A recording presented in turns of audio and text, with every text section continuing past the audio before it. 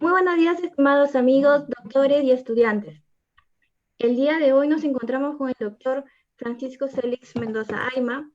Por favor, les agradecería que nos puedan esperar unos minutos a fin de esperar que los interesados se conecten al Facebook en vivo. Muchas gracias. Sería bueno, doctora Diana, señalar cuál es el Facebook para promocionar. El Facebook está en vivo a través del taller de Derecho Procesal Penal, Derecho y Razón de la Universidad Inca Garcilaso de la Vega. Derecho Procesal Penal. Derecho y Razón de la Universidad Inca Garcilaso de la Vega. Exacto.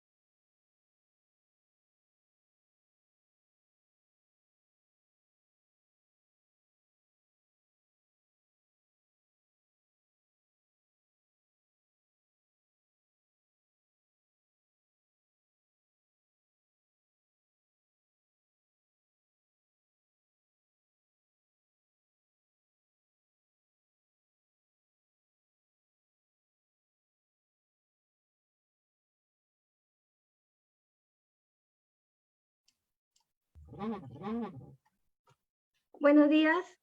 Continuando con el ciclo de conferencias, el día de hoy nos encontramos con el doctor Francisco Célix Ayma, quien gentilmente accedió a aceptar participar en este ciclo. Doctor Célix, muchas gracias. A continuación voy a comenzar a decir de manera muy puntual cuál ha sido la trayectoria del doctor, a fin de que los interesados puedan tener un mayor conocimiento de él. El doctor Célix es magíster en Derecho Penal y doctor en Derecho por la Universidad Nacional de San Agustín de Arequipa, capacitador del Ministerio de Justicia y Derechos Humanos y del INSIC, profesor de pre- y posgrado de diversas universidades, autor de libros en materia jurídica y actualmente es juez superior de la Tercera Sala Penal Nacional de la Corte Superior Especializada en Delitos de Crimen Organizado y Corrupción de Funcionarios. A continuación le daré pase al doctor Célix para que comience su ponencia. Muchas gracias. Doctor Célix, tiene el audio apagado. Sí. Gracias, doctora. En primer lugar, quiero agradecer por esta invitación y rápidamente pasar al tema. En realidad, cuando trabajamos sobre una disciplina, su esencia, su materia prima viene a ser la información. Es sobre la base de información, por dato de la realidad, que se toma decisiones. Eso debemos conocerlo bien. Cuando un médico va a realizar una intervención quirúrgica, es sobre la base de datos de la realidad, es decir, probablemente de los síntomas que adolezca el paciente. Cuando un biólogo toma una decisión, lo mismo. Hasta cuando un chofer profesional en la carretera va a tomar una decisión de sobrepasar o no, toma sobre la base de la información. La información del mundo real es lo fundamental, ¿no? Y la pregunta es, ¿por qué hago referencia a la información que procede del mundo de la realidad? Es muy simple, porque cuando hablamos de elementos de convicción, estamos hablando de información. Hay que acabar de una vez con esa suerte de manía por los nombres, por las etiquetas, de hablar de fundados y graves elementos de elementos de convicción, de sospecha, de causa probable. Se emplea un conjunto de términos y esto muchas veces esconde lo fundamental. Estamos hablando simplemente de información, estamos hablando de datos, nada más. Entiéndase, por favor, de una vez por todas esto, ¿no? Y es sobre la base de datos, es sobre la base de datos que tomamos decisiones, ¿no? Entonces, ¿cuál es el problema que tenemos con relación a la información? ¿Cuál es el problema que tenemos respecto a los fundados y graves elementos de convicción? A ver, esto lo voy a señalar de una vez por todas, porque resulta que cuando trabajamos con los fundados y graves elementos de convicción, normalmente por la lectura unilateral del artículo 268 del Código Procesal Penal, nos hemos acostumbrado a tener una lectura lineal, formalista, sesgada de este artículo, puesto que relacionamos que los fundados y graves elementos de convicción o los elementos de convicción solamente estarían vinculados a la comisión de un delito que vincule a un sujeto con su realización, ¿no? Nada más, dicen fundados y graves elementos de convicción que permitan inferir la comisión de un delito que vincule a un sujeto con su comisión. Nada más, eso es lo único que decimos. De tal manera que consideramos que los otros presupuestos no deben tener sostén de información. Eso pues es una lectura codiguera, formalista, de liturgia, no corresponde a una concepción epistemológica que nos orientaría ciertamente a señalar que el peligro procesal como hipótesis requiere pues también de información. No es porque digo que esta persona reviste peligro procesal, de pronto por abracadabra, simplemente llegar a la conclusión de que reviste peligro procesal. Entonces, cuando hablamos de cada uno de los presupuestos materiales, no hay que olvidar, ¿cierto? No olvidemos siempre este tema de que corresponde a la configuración de cada uno de ellos para su, perdón, voy a apagar el celular, para que podamos predicar que se han realizado los presupuestos materiales. Bien, esto que de pronto puede parecer harto conocido, sin embargo tiene sus peculiaridades, ¿no? Puesto que cuando se hace referencia a nuevos elementos de convicción, y estoy ahora sí entrando al artículo 383 que regula el cese de la prisión preventiva, que ha sido también pues trabajado en este decreto legislativo de emergencia que es el 1513, entonces ya estamos entrando a un plano diferente, ya una operatividad dinámica de esta información, una información inicial cuando se dictó la prisión preventiva y una información posterior cuando se pide el cese de la prisión preventiva, ¿no? ¿Qué ha pasado con las posturas las posturas legalistas y unilaterales? Han considerado que los fundados y graves elementos de convicción solamente está referida a la hipótesis de imputación, aquella que corresponde al literal A, aquella que dice fundados y graves elementos de convicción para estimar razonablemente la comisión de un delito que vincule al imputado como autor o partícipe del mismo. Es decir, lo han atado, lo han vinculado de tal manera que ellos no alcanzan a entender que los fundados y graves elementos de convicción está también esencialmente, nuclearmente, medularmente vinculado al presupuesto del imputado en razón a sus antecedentes y otras circunstancias del caso particular permitan colegir razonablemente que tratará de eludir la acción de la justicia. Es decir, esto por esa lectura sesgada, solamente asistemática, solamente del primer literal, ha sido pues trabajada de esa manera. Ustedes podrán decir, no, eso no puede ser, eso no es razonable, porque se entiende que estos tres presupuestos materiales están incardinados de tal manera que los fundados y graves elementos de convicción, o los elementos de convicción, como digamos, pues están, dan configuración a los tres presupuestos materiales, ¿no? Eso pues creo que es fácil de entender, pero cuando se tiene una lectura muy codiguera y litúrgica, se llega a ese plano. Bueno, y esto tiene implicancias prácticas, porque resulta que el artículo 283 del Código Procesal Penal, en su numeral 3, señala lo siguiente: la cesación de la medida procederá cuando nuevos elementos de convicción demuestren que no concurren los motivos que determinaron su imposición y resulta necesario sustituirlo por la medida de comparecencia. ¿Se percatan? Y ahí es donde aparece el problema. Oiga, los nuevos elementos de convicción están vinculados solamente a la hipótesis de imputación, a los fundados y graves elementos de convicción que permitan razonablemente inferir la comisión de un delito y que vincule a una persona con su realización. Entonces, muchos jueces lo han entendido de esa manera, que estos nuevos elementos de convicción o esta nueva información o estos nuevos datos solamente están orientados a enervar la hipótesis de imputación. Y eso sí es riesgoso, porque a partir de ello, ¿cierto? Para el cese de prisión preventiva, así desaparezca el peligro de fuga o disminuya, eso no interesaría, puesto que los nuevos elementos de convicción estarían vinculados solamente a la hipótesis de imputación del hecho punible. Esa es una interpretación sesgada, porque los nuevos elementos de convicción, tal como sigue en la misma lectura del artículo 383, están relacionados con todos los presupuestos materiales. Y vean cómo seguidamente dice: 383. Para la determinación de la medida sustitutiva, el juez tendrá en consideración adicionalmente las características personales del imputado.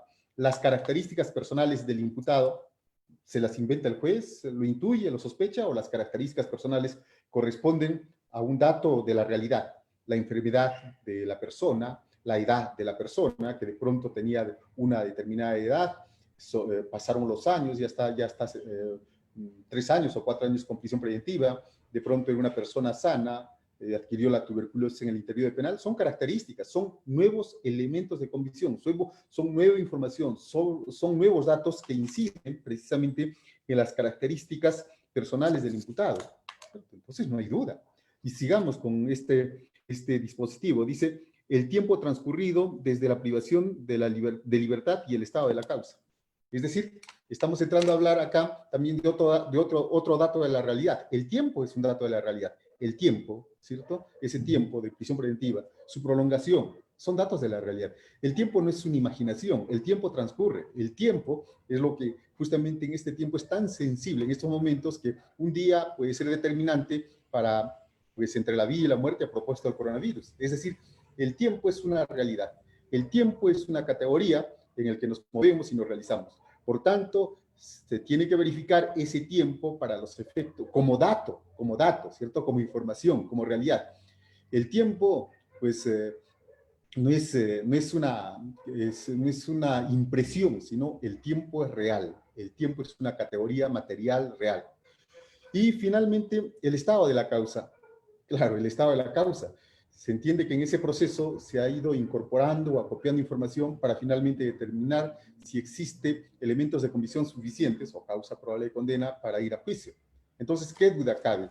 Estos elementos de convicción que sustentaron cada uno de los presupuestos materiales del artículo 283, del artículo 268, con el paso del tiempo, han ido variando y esto puede dar lugar al cese de la prisión preventiva.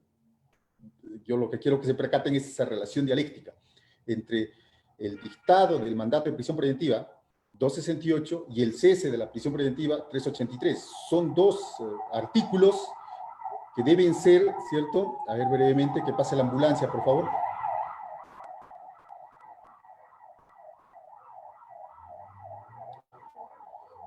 Listo. Son dos artículos que deben ser comprendidos dialécticamente. No hay posibilidad de comprender unilateralmente el 268 y pues no articularlo directamente con su faz negativa, que vendría a ser el artículo 283. Definitivamente están conectados. Uno en la afirmación de los presupuestos materiales sobre la base de los elementos de convicción y otro en la negación de los presupuestos materiales sobre la base del enervamiento de los elementos de convicción. ¿Sí? Esa es una comprensión clarísima y necesaria para que se pueda comprender la operatividad del cese de prisión preventiva.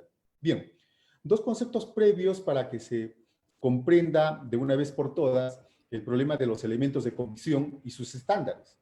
Si hablamos de elementos de convicción, como hemos señalado, es información, es datos de la realidad, de este mundo que existe, así como está. Así los normativistas pretendan negar o entender cualquier cosa por ello, dejémoslos a ellos con su perspectiva ficta, con su perspectiva idealista. Nosotros hablamos de la realidad, de esta realidad que mata, que duele, que encierra, esta realidad. Esta realidad produce información y esa información o esos datos son los que nuestro código lo recoge con el nombre de elementos de convicción. Y la Casación 1-2017 le da otro nombre, siempre tratando de ser un poco originales, y le da un nombre un poco subjetivo, ¿no? Sospecha, dice, sospecha. Y desde el sistema del common law se habla de causa probable, pero bueno, esta causa probable como tal también ha sido recogida por el artículo 8 del Código Procesal Constitucional. Es decir, no tenemos tampoco por qué ser tan puristas y de pronto decir, pues no me gusta el término causa probable, a mí me gusta mejor el término sospecha, o mejor que me quedo con lo que dice el elemento de convicción.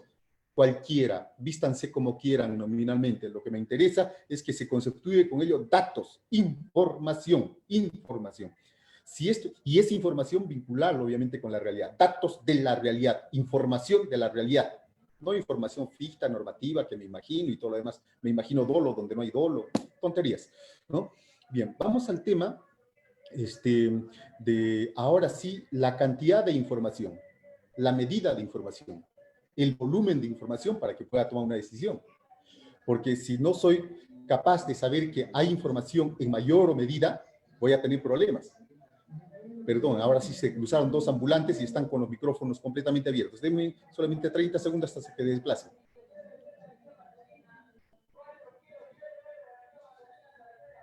A 4, 10 soles el kilo de mandarina.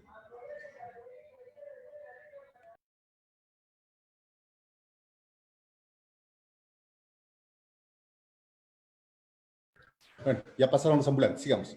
Entonces, reitero nuevamente el problema de información o datos de la realidad, que por tanto es un límite. Más allá de eso no podemos ser tan inventivos como pretenden los normativistas en sede procesal. En sede procesal existen muchos que creen, porque dicen un nombre y ya se realizan las cosas, ¿no?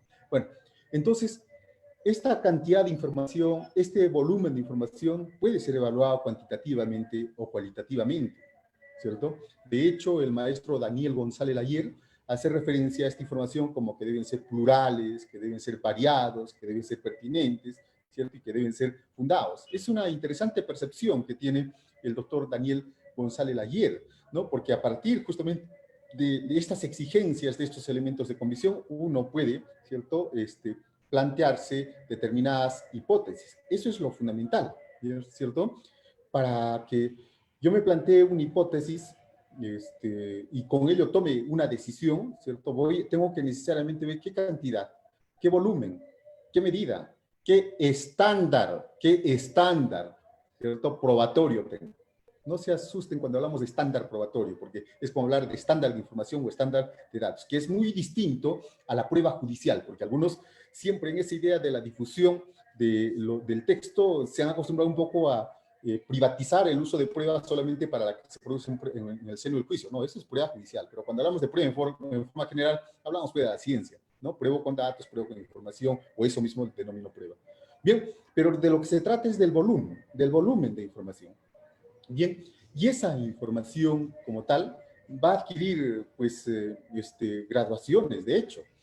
Simplemente pónganse a pensar ustedes cuando van a dar un examen, ¿cierto? La primera lectura es una lectura exploratoria, después van vinculando, es reveladora, después es suficiente y después es grave, ¿cierto? Conforme hayan reiterado, hayan encontrado la sistemática de la lectura, hayan hecho sus cuadros sinópticos y llegamos a una sospecha grave y hasta la certeza, ¿no? Para que saquen su 20 en el examen. Es decir, esa forma de acopio de información es gradual. Esa forma de incorporación de información es gradual. De tal manera que cada cantidad de información les lleva a ustedes a tomar determinadas decisiones. Con esta cantidad de información, ni loco, no voy a dar el examen. Con esta otra cantidad de información, por lo menos sí puedo dar el examen escrito, pero con esta otra cantidad de información no hay ningún problema, hago un examen oral, no importa que me tome el examen oral, y con esta cantidad de información que es certeza hago hasta exposiciones para mis compañeros. Es decir, la cantidad de información con la que manejan les determina a ustedes o les condiciona para que se tomen alguna decisión. Por eso es que la cantidad de información es lo que permite que el Ministerio Público con esa cantidad de información diga, ah, tengo información reveladora de que este sujeto estaría vinculado a la realización de ese hecho. Como es solamente reveladora, entonces emito una disposición de formalización de investigación preparatoria con esa hipótesis. Llego a la acusación, acopié más información, ya tengo una hipótesis con datos suficientes para ir a juicio, ¿se percatan?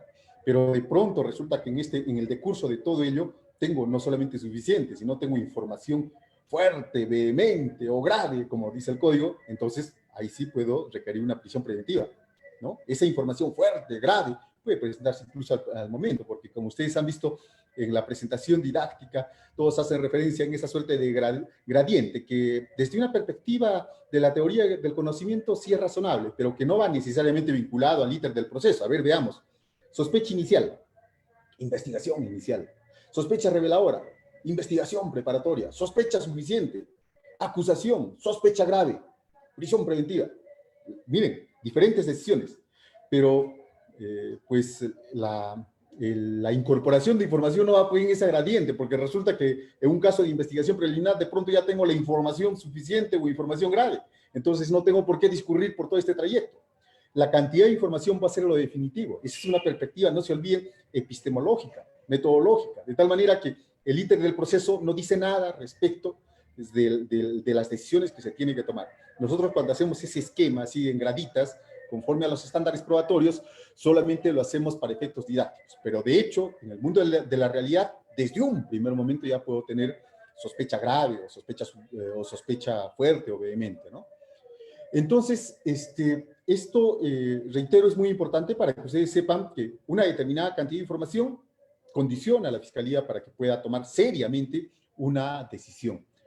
Y esto hay que ser claros, porque la perspectiva también formularia, digo, y no me voy a cansar de seguir lo que dice el maestro Lorca Navarrete, de tener esa concepción ferroviaria del proceso con sus estaciones. Primera estación, disposición de formalización de investigación preparatoria. Segunda estación, acusación. Tercera estación, listo, autoenjuiciamiento. Cuarta estación, sentencia. Eso olvídense, esa es una concepción ferroviaria, ritualista, de seguir el Padre Nuestro de inicio al fin. No es así, ¿no? Es la cantidad de información lo que obliga a que uno pueda tener una disposición. Póngase a pensar solamente en un hecho donde, como el caso del proceso inmediato, tengo ya toda la información, es un caso simple, tengo las fuentes de prueba que han visto y, bueno, ¿para qué voy a investigar? Si tengo ya fundados y graves elementos de convicción, o si por lo menos tengo elementos de convicción suficientes, voy a requerir, pues, la incoación del proceso inmediato, porque no tiene sentido, obviamente, habilitar una investigación preparatoria cuando ya lo tengo todo, ¿cierto? Entonces,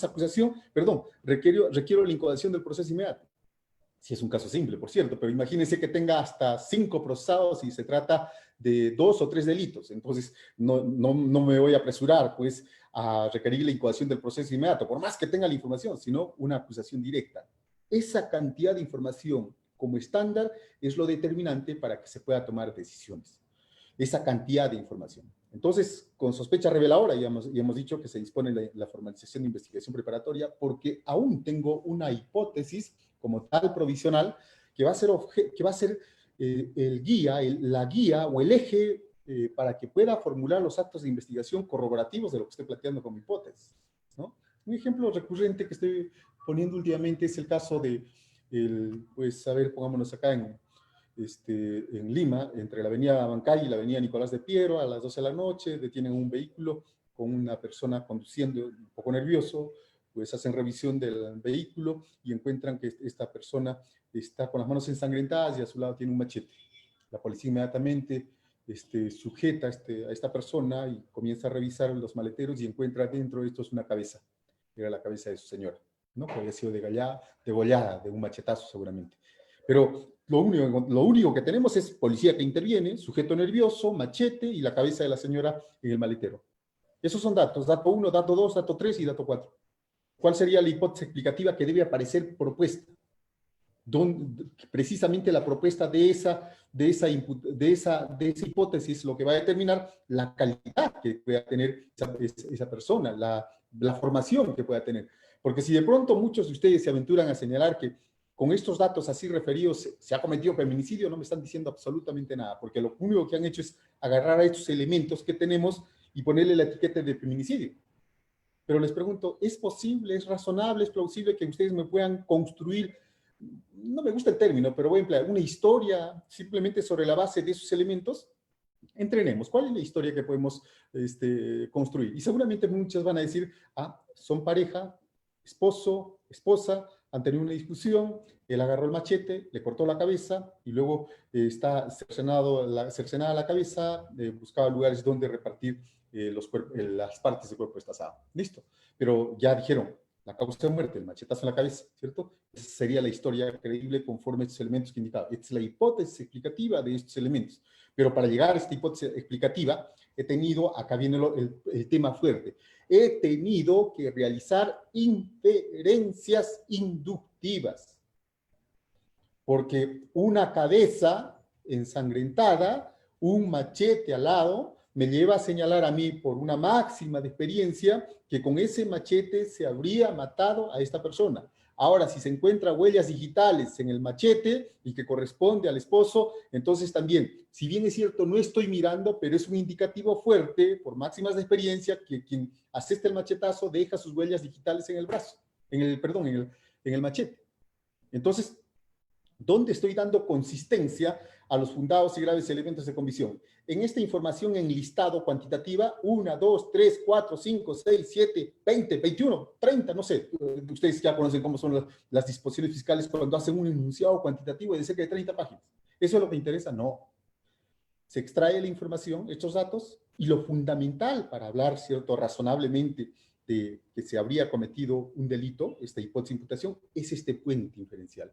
Acá es donde se tiene que dar las razones, ¿cierto?, sustentadas en las reglas de la lógica, en el conocimiento científico y en máximas experiencia para llegar a esta hipótesis.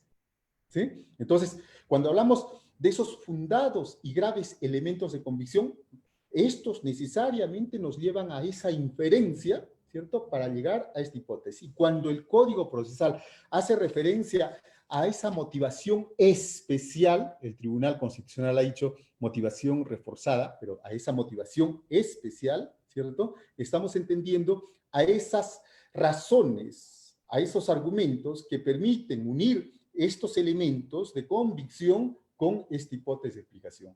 ¿Correcto? Eso lo entienden claramente respecto del primer presupuesto material. No hay necesidad de transitar respecto del segundo presupuesto material, sanción o prognosis de pena que sea superior a 4 años, porque de hecho, si estamos indicando que es feminicidio, a ello está vinculado la consecuencia jurídica que le corresponderá, ¿verdad? ¿Dónde está el problema? Está respecto del peligro, de la hipótesis de peligro. Y para que yo pueda afirmar que ese sujeto es peligroso procesalmente, tengo que tener elementos de convicción. Y esos elementos de convicción tienen que ser fundados y reales. Tengo que tener información, en otras palabras. Tengo que tener sospecha o causa probable. Es decir, tengo que tener elementos de convicción. Primero, datos, información, para que en proyección yo digo, este señor no va a afrontar el proceso en libertad, va a fugar. Eso es lo que voy a decir, sobre la base de elementos de convicción. Ahora, estos elementos de convicción para que yo pueda construir esta hipótesis de peligro, ¿qué cantidad de información requiero? Al igual que la hipótesis de imputación del hecho punible, o requiero solamente algunos elementos de convicción reveladores de un peligro, o suficientes de un peligro, o graves de un peligro. No hay duda. Simplemente hagamos una interpretación sistemática de lo que dice el 268 para ver cómo eso irradia a los tres presupuestos materiales. Y fundamentalmente, aquello que es nuclear, aquello que es medular, que es la hipótesis de peligro procesal.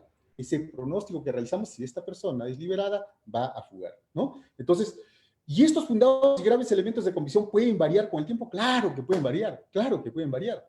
Por ejemplo, imaginémonos que dentro del penal lo amputen las 2 piernas a la persona, o de pronto dentro del penal se contagie y adquiera una enfermedad grave. Esta persona no va a salir a jugar con su enfermedad, esta persona va a tratar de salir para que su familia, ¿cierto?, lo atienda como tal. Entonces, los fundados y graves elementos de convicción determinan también esa hipótesis probable de que esta persona va a fugar.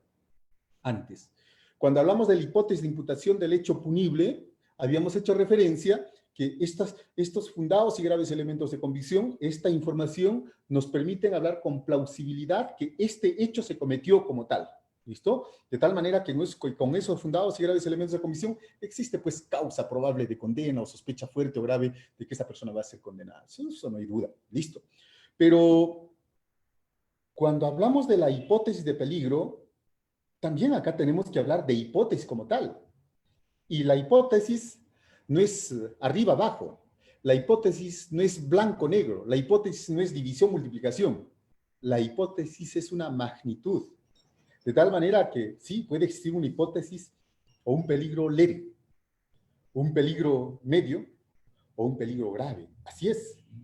Es decir, lo que vamos a encontrar siempre son personas que conforme a 2 aspectos que luego vamos a ver, esta persona puede revestir peligro leve. Si reviste peligro leve, entonces el juez tendrá que fijar algunas reglas, ¿cierto?, de comparecencias restringidas para anular completamente o por lo menos fuertemente ese peligro leve. Pero si el peligro es mediano, entonces lo tengo que arraigar, tal vez una caución, ¿cierto? Entonces fijar otras reglas restrictivas de mayor intensidad. Pero si el peligro es grave, prisión preventiva, ¿no? Entonces, vean ustedes cómo el peligro procesal es por magnitud.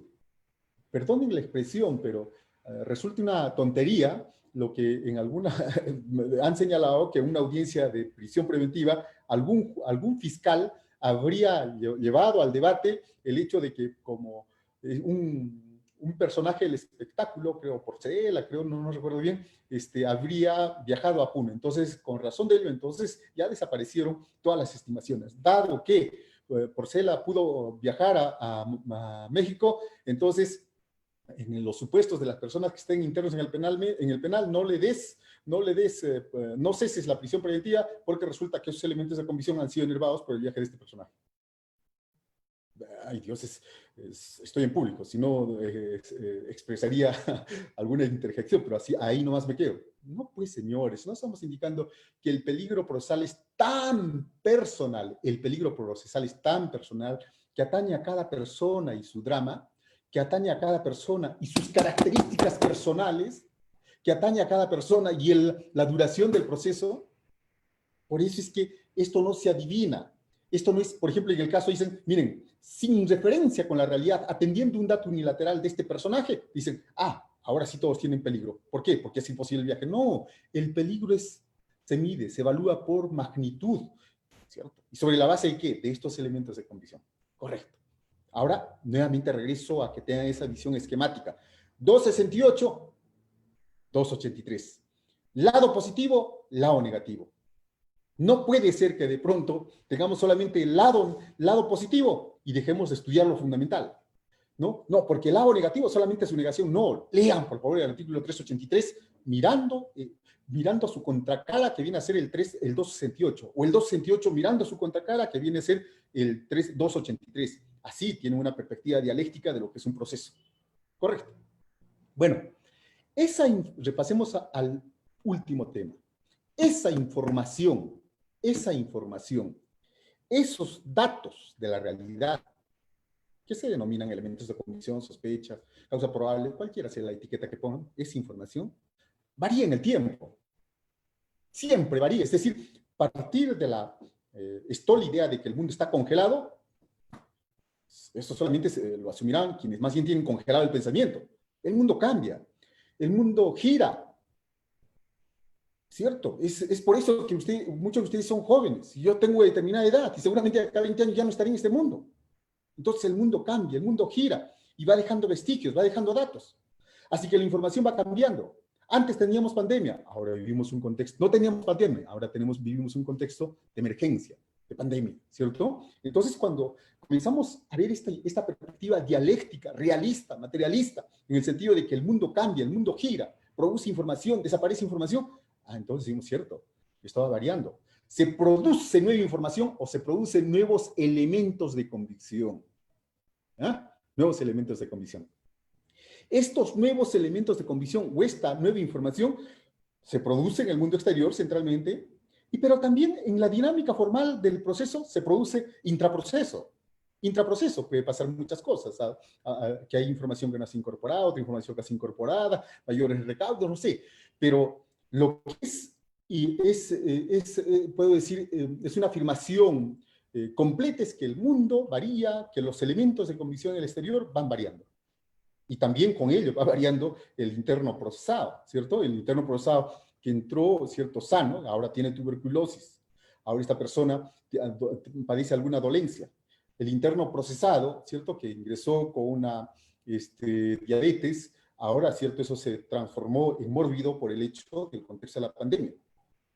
Entonces, ¿cierto? Si esto es así y vemos que la información se produce por necesidad de existencia del mundo objetivo en el exterior y también se puede producir intraproceso, cuando estamos ante un supuesto de cese de prisión preventiva, eso es lo que tenemos que señalar, eso es lo que tenemos que decir con fuerza. Los nuevos elementos de convicción pueden ser extraproceso o intraproceso.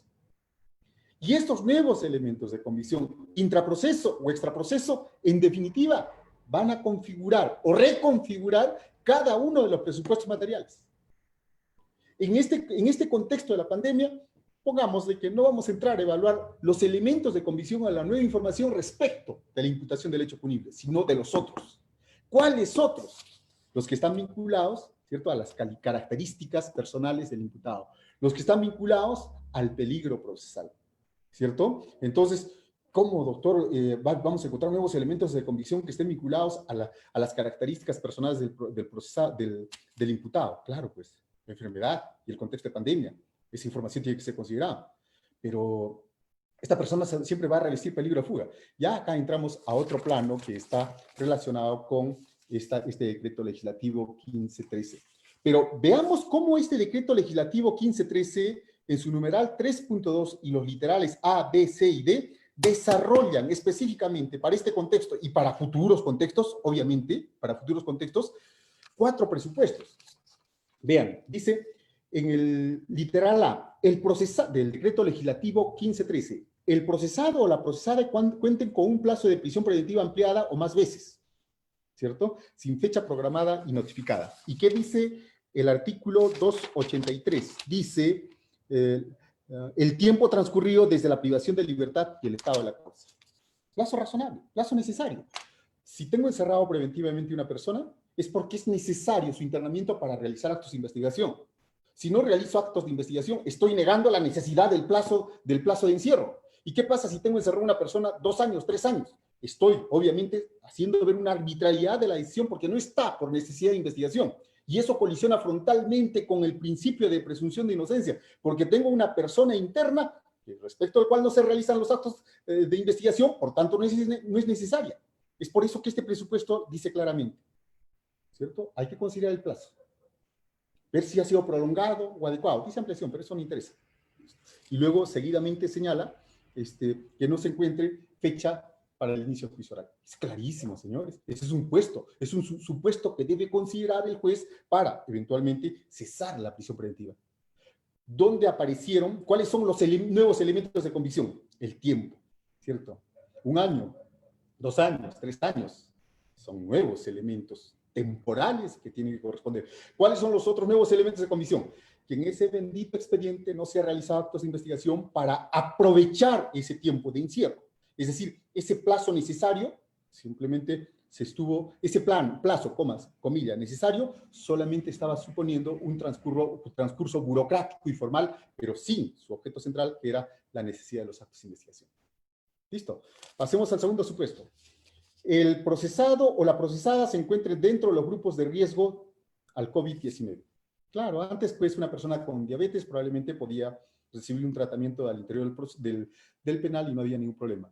Viene esta pandemia, elemento de convicción exterior, y resulta que esa enfermedad que no era de alta lesividad en su momento, ahora cobra lesividad, y en un escenario donde no se puede guardar distanciamiento social, porque eso es contrafáctico en la infraestructura, 450%, por ejemplo, de hacinamiento, ¿cierto? Entonces, en este supuesto, no cabe duda, ya estamos ante un supuesto de algo diferente. Lo que está en juego no es la tutela jurisdiccional efectiva, punitiva, y la libertad, sino es la vida.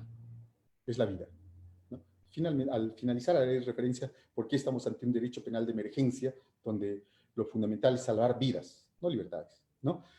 Luego hace referencia a que el procesado, en el numeral C, el riesgo a la vida y a la afectación de salud de las internas o internos procesados y el riesgo de contagio y propagación al COVID-19.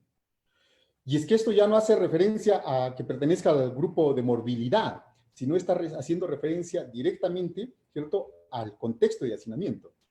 Y ha sido necesario, digo, esta regulación porque, pues, a nivel nacional se han encontrado decisiones que realmente contrafácticas. Yo empleo un término, pero a algún señor juez no le gustó el término delusivo, pero yo no lo hice en el sentido de engaño, sino simplemente en el sentido de que había una suerte de ilusión de la realidad. ¿Cómo puedo decir que las paredes o los muros carcelarios van a impedir que el coronavirus acceda? Eso es un absurdo, ciertamente. El coronavirus no es un batallón de infantes que van a tratar de trepar los muros. El coronavirus se desperdiga microscópicamente a través de las visitas, a través de los alimentos.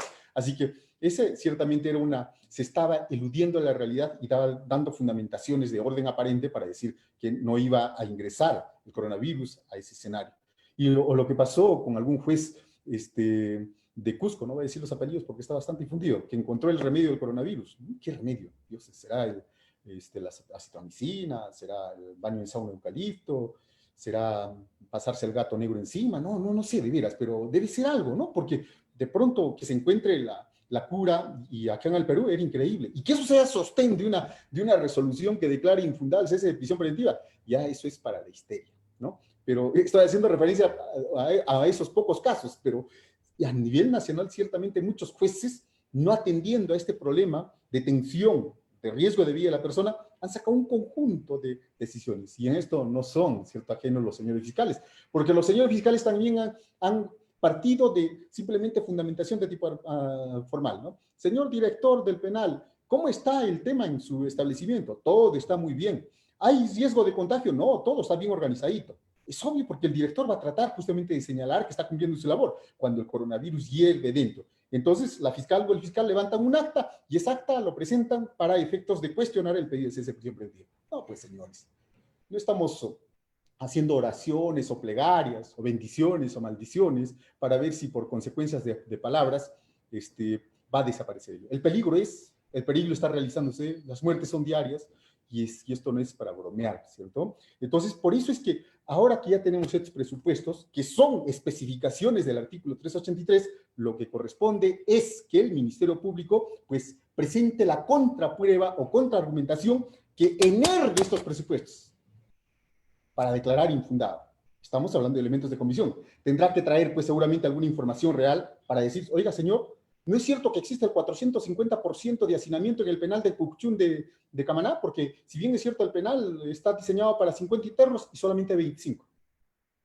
Veremos, pues, si eso puede, como argumentación puede pasar, pero a ver si esos elementos de comisión se condicen con la realidad, se percatan, ¿cierto? Esto viene a ser algunos límites que se ponen a la imaginación que da lugar a la imaginación o creatividad, para no hablar de otros términos, que da lugar a ese tipo de resoluciones. Bien, se percatan, hablar de estándares probatorios, por dónde va y cómo estamos trabajando en esa dinámica. Ahora bien, quien encierra el preso preventivo es el juez, quien lo postula o la petición es el Ministerio Público. Si el juez es el que ata y pues con ello limita un derecho, restringe o limita un derecho fundamental, es obvio que él también es quien tiene que desatar. La libertad no está a disposición de las partes. La libertad no puede estar a disposición del Ministerio Público ni la defensa. No quiero salir, sale. Y el Ministerio Público que no salga, no. La libertad, ¿entiende? Es un derecho fundamental indisponible. Así que si el juez verifica de que se han dado nuevos elementos de convicción, por obligación, por deber convencional, está obligado a hacer una revisión. Pero no existe base en nuestro código. Mentira. Nuestro código lo regula en el artículo 255.2. Por este principio del rebus sic stantibus, variabilidad, reformabilidad, lo puede hacer. Algunos jueces dijeron, pero no tenemos el procedimiento. Eso es más falso, simplemente es ignorancia supina, en términos así, con mayúsculas, porque resulta que el procedimiento está establecido, porque cuando hablamos de revisión, ¿cuál es el efecto? El cese, pero cese a petición de parte, no, por incoación del propio juez. ¿Y qué dice el artículo 283 a propósito del cese? Dice en el artículo 2, el juez de investigación preparatoria decidirá siguiendo el trámite previsto en el artículo 274. ¿Y qué nos dice el 274? Inciso 3, el juez de investigación preparatoria se pronunciará previa realización de una audiencia. Como diría Tulio Loza, que no mojen, que no hay quien planche, camotillo el tinterillo, ¿cierto? Acá está, ahí está el procedimiento. ¿Que ha iniciado una modificación legislativa? No. Lo que pasa es que no se quiere ejercer el poder. Por lo que pasa, como algún juez me decía con ironía, no, lo que pasa, doctor, que la duda favorece al juez. No estamos en esos momentos. Estamos viviendo momentos muy críticos en un escenario de emergencia penitenciaria, con jueces de emergencia penitenciaria, con fiscales de emergencia penitenciaria, con una declaración de emergencia penitenciaria y con un derecho procesal de emergencia. Si nos logramos reaccionar rápidamente al respecto, olvídense. Seguramente, y lo he dicho, cada magistrado tendrá pues una estadística de un haber de muertitos en su contra. Bueno, cada uno carga con su conciencia. Por lo pronto, con esta difusión de lo que estamos haciendo, llamamos una interpretación pro vida. Dejen de lado el pro libertates para los momentos donde podamos interpretar en esa tensión que se da entre la tutela jurisdiccional y la libertad. Acá hablamos de la vida. Muchas gracias, doctora Diana. Dispuesta a responder las preguntas.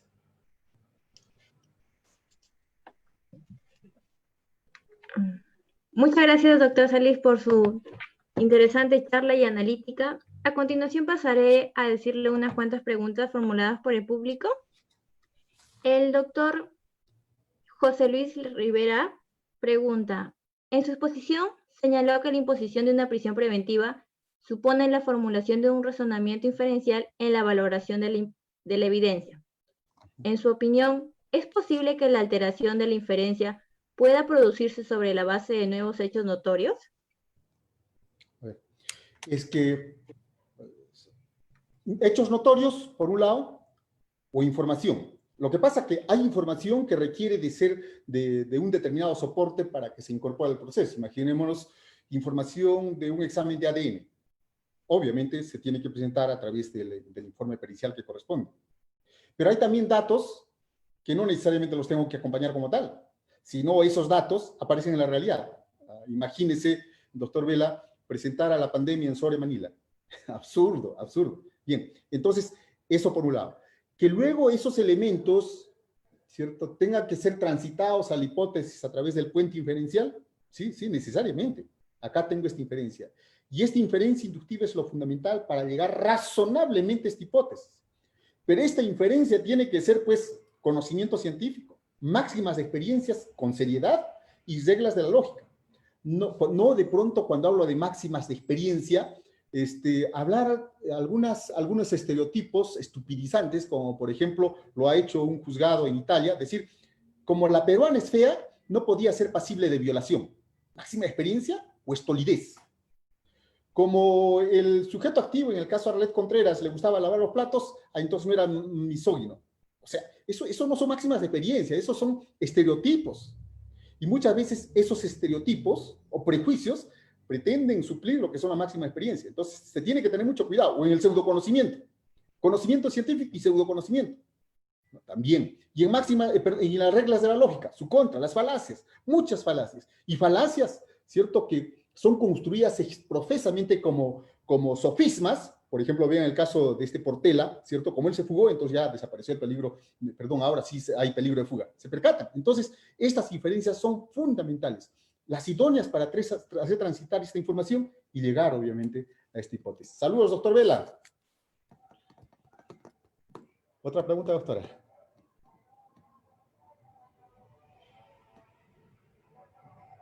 Su audio. En su opinión, el artículo 383 del Código Procesal Penal limitaría el cese sobre la base de nuevos hechos notorios que puedan alterar el razonamiento inferencial al condicionar la procedencia de aquel únicamente a nuevos elementos de convicción. Nuevamente, doctorita, no lo entendí bien. Es el 283, ¿verdad? Estamos hablando del 283. En su opinión, el artículo 383 limitaría el cese sobre la base de nuevos hechos notorios que puedan alterar el razonamiento inferencial al condicionar la procedencia de aquel únicamente a nuevos elementos de convicción. A ver, la información, llámese elementos de convicción, los datos de la realidad, producidos extraproceso, pandemia, terremoto, o producidos intraproceso, van a incidir directamente sobre los tres presupuestos materiales. Y es suficiente con que incida en uno para que cese la prisión preventiva. Si de pronto acá tengo pandemia y tengo en el interior del penal una persona con características de morbilidad por padecer de diabetes, eso obviamente tiene que ser considerado para el cese de prisión preventiva. ¿Cierto? Porque normalmente una persona que esté enferma, saliendo, no se va a poner pues a internar al monte o ir de Saltimbanqui para acá, sino se entiende que esa persona va a tratar de estar junto con sus familiares para superar la enfermedad. Eso sí es máxima experiencia. Ahí vean ustedes un enfermo fugando, el enfermo trata de estar con sus familiares, ¿cierto? Entonces, estos hechos notorios, hecho notorio que es la pandemia, incide. ¿En qué fundamentalmente? No pues en los fundados y graves elementos de la imputación, sino en la hipótesis del peligro procesal. En mayor o menor magnitud, pero sí va a incidir, señores. Otra pregunta, doctora Dianita. Doctor, y para finalizar con la última pregunta, ¿cuál es su opinión si se desestima la incoacción del proceso inmediato por falta de evidencia delictiva? Aún así podría sostenerse que existe sospecha fuerte del primer presupuesto material. ¿En la incoación del proceso inmediato? Sí. Estamos cambiando de escenario. A ver, quiero entender esto. Es que para incoar proceso inmediato, requiero tener información suficiente, yo fiscal, que me permita considerar que hay causa probable de condena, que esta persona va a ser condenada. Acá tengo información, ya tengo información. Entonces digo, ¿para qué investigo? La defensa no está oponiendo ninguna causa de justificación o exculpación. Entonces, no tiene objeto la investigación. Y digo, tampoco a la etapa intermedia, porque todo es fácil. Tengo fuentes de prueba directa. Listo. Ahora, esa misma información que me habilita para incoar el proceso inmediato puede servir para requerir la prisión preventiva. Claro, sí, no hay ningún problema. Sí. Pero que los elementos de convicción solamente están referidos eventualmente a la hipótesis de imputación, puede ser. Así es que, pero para requerir la prisión preventiva, el Ministerio Público requiere de otros elementos que también sean fundados y graves. ¿Listo, doctora Diana?